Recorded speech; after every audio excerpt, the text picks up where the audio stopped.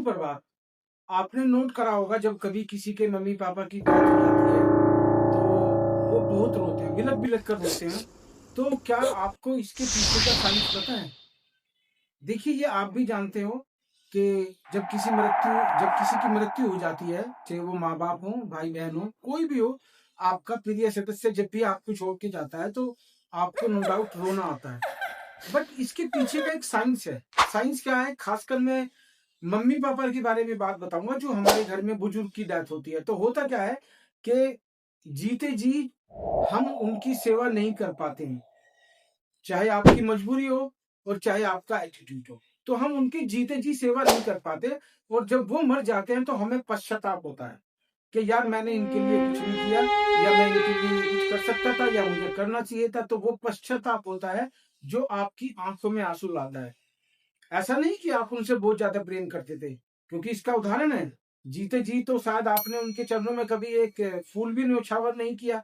जीते जी शायद आपने उनके पास में 10 मिनट बैठ के उनसे बात भी नहीं करी कि क्या उनको कोई तकलीफ है या उनकी लाइफ में कोई ऐसी चीज़ चल रही है जिसका समाधान आपके पास हो।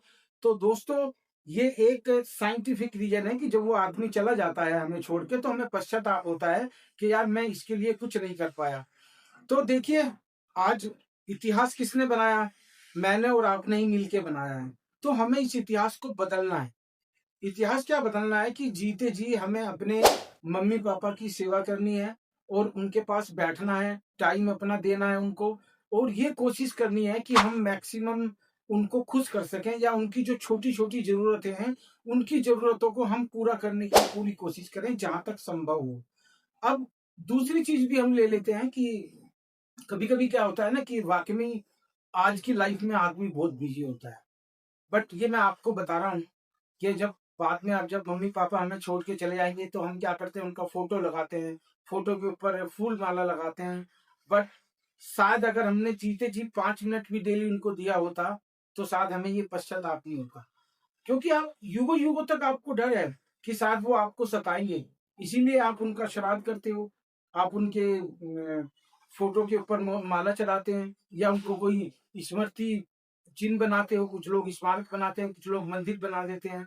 बट ये सारी चीज़ें बेकार हो जाती हैं उनके मरने के बाद। तो हमें इतिहास क्या बदलना है कि जीते जी अपने मम्मी-पापा की पूरी सेवा करनी है या ये कहिए कि जितने भी आपके परिवार में लोग हैं, ये आप ज़िम्मेदारी लीजिए।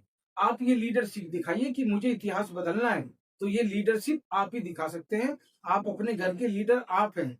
तो आज के बाद आप देखो चाहे वो छोटा बच्चा हो, चाहे बड़ा हो, मम्मी-पापा हो, भाई-बहन हो, ये आपकी और हमारी ज़िम्मेदारी बनती है क्योंकि ये लीडरशिप हमने दिखानी है। ये इतिहास हमने बनाया है, तो इस इतिहास को हम ही बदलते हैं।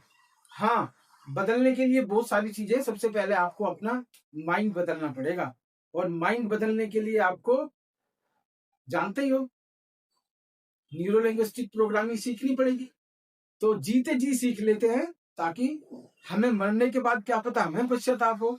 आज तो हम जिंदा हैं, आज तो हमें इस चीज का पता लग गया है, तो अगर आज भी हमने इस चीज के ऊपर फोकस नहीं किया तो फिर हमारे से बड़ा मूर्ख कौन है।